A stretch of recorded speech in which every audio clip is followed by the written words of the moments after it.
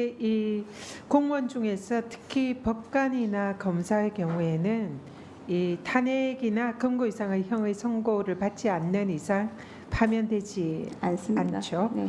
근데 사실은 뭐 물론 그 정도의 죄를 저지른 법관이나 검사는 거의 없겠지만 만약에 그런 정도의 비위를 저지른 법관이나 검사가 있어도 실제로 파면은 되지 않고 경미한 징계로 된다. 그래서 좀 일반 공무원들에 비해서는 상당히 불공정하다, 이런 이제 지적들이 많이 있습니다.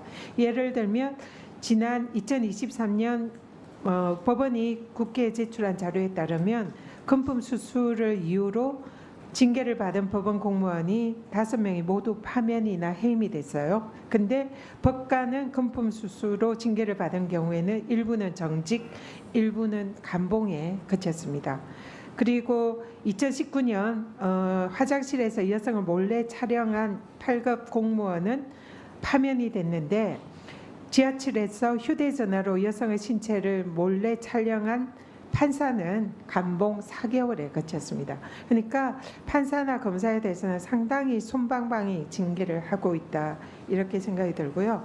실제로 검찰에서도 이 검사들의 경우에는 아예 징계를 하지 않거나 징계를 하더라도 솜방망이 징계를 하는 이런 경우가 매우 많습니다.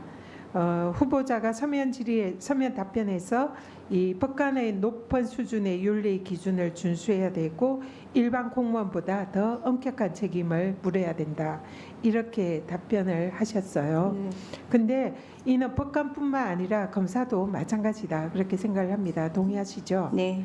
예. 그런데 실제로 검사에 대한 이 징계는 검사에 대해서 사실상 뭐 수사가 개시가 되어야 할 범죄의 경우에도 제대로 검사 동일체 원칙으로 한 식구라는 그런 이유로 실제로 수사가 제대로 되지 않고 또 징계도 되지 않고 그런 경우가 태반입니다. 그래서 검사는 검사의 비위 행위에 대해서 견제를 할 수 있는 방법이 사실상 없는 거나 마찬가지다. 그래서 유일한 것이 헌법상의 탄핵을 통해서 검사의 비위에 대해서 뭔가 조치를 할 수 있는데, 실제로 헌재에서 지금 검사 탄핵도 2번이 우리가 진행을 했는데 기각이 됐습니다.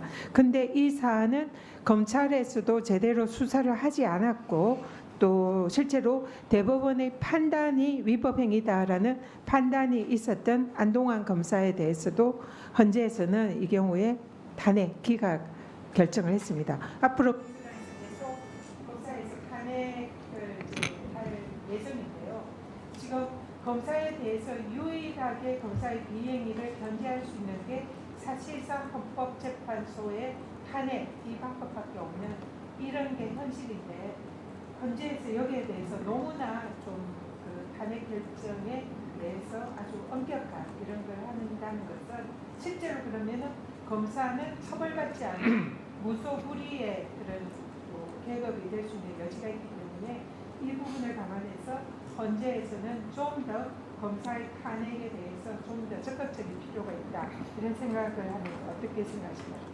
예, 의원님 말씀을 유념해서 탄핵 사건이 제기되면 심도 깊게 사건을 검토하겠습니다. 다만 법관이나 검사의 경우에 또 탄핵 이외에 탄핵의 방법 외에 파면하지 않게 하는 것은 또 신분보장적인 측면이 있기 때문에 그 부분과의 조화도 고려는 되어야 될 것 같습니다.